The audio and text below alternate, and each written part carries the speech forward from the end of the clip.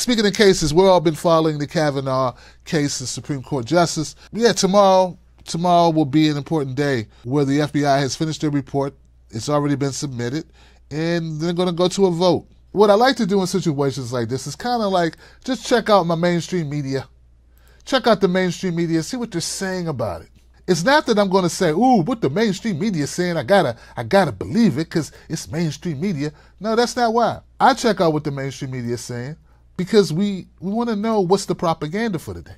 Now, apparently Kavanaugh wrote an op-ed, and he said that he is an independent, impartial judge. Now, my thing is, Kavanaugh, I didn't even read the article, but Kavanaugh, he worked for Bush and Reagan, right?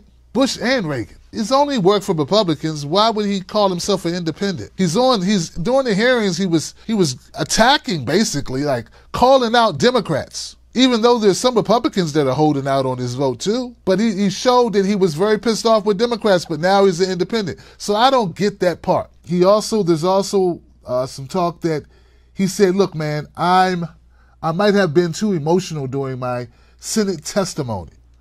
So he admits that maybe he went a little too far. Maybe he got a little too upset. Maybe he reacted or overreacted, and he shouldn't have, right? And I can understand that. Like, I can understand how somebody can overreact when he's being accused of something that he says he didn't do. I don't know what he did, but he said he didn't do it.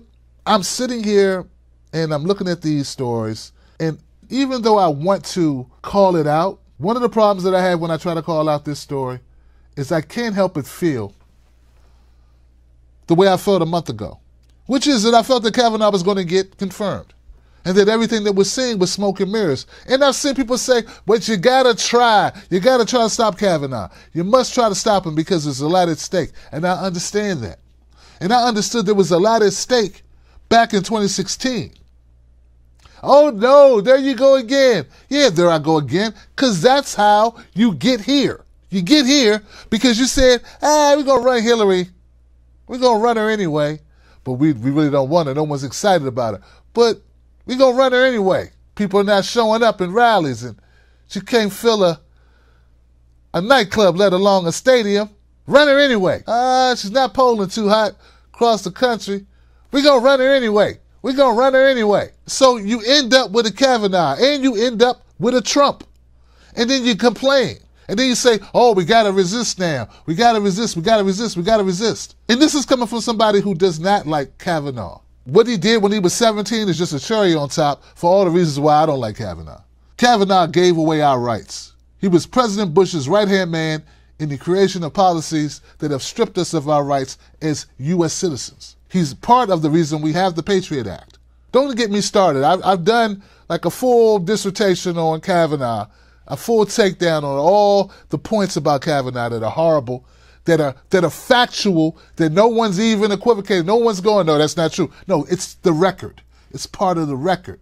It's not about what he did in high school for me on the reasons why. That's beside the point from what he's been accused of as far as misconduct by the 4 women. But I would like to point out that there are a lot of my conservative friends, man. A lot of my conservative friends are really upset. They say, how dare you make this man guilty? How dare you railroad this man? How dare you not give him the presumption of innocence? How dare you? And then I think, why don't they feel that way when it's a poor person who's getting railroaded by the system? Yeah. Why is that not a point of concern for you? Like, I never hear these people complaining about all of the people who can't make bail. Yeah, I was on Twitter and a sister pointed it out.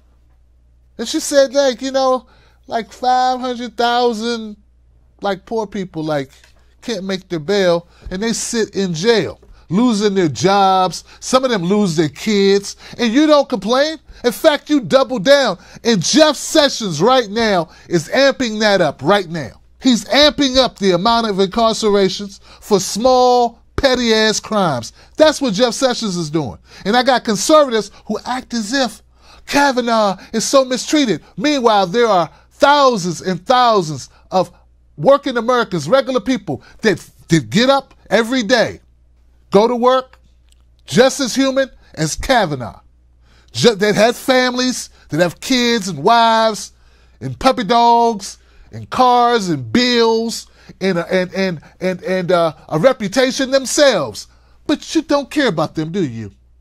Now, you can care less about them. What you care about is Brett Kavanaugh, because Trump cared about him. You didn't even know who Brett Kavanaugh was. A lot of you didn't even know who Brett Kavanaugh was until Trump picked him. Then you're like, oh, I got to get behind him because my guy Trump loves him. He's a swamp thing, is what Kavanaugh is. He's a swamp beast, is what Brett Kavanaugh is. That's the opposite of what Trump was supposed to put into Washington, as was the rest of his cabinet. Every person in Trump's cabinet is a direct slap in the face of you who voted for Donald Trump, because he said he was going to go drain the swamp. What did he go get? A bunch of Washington insiders, connected bastards who've been part of the problem all along.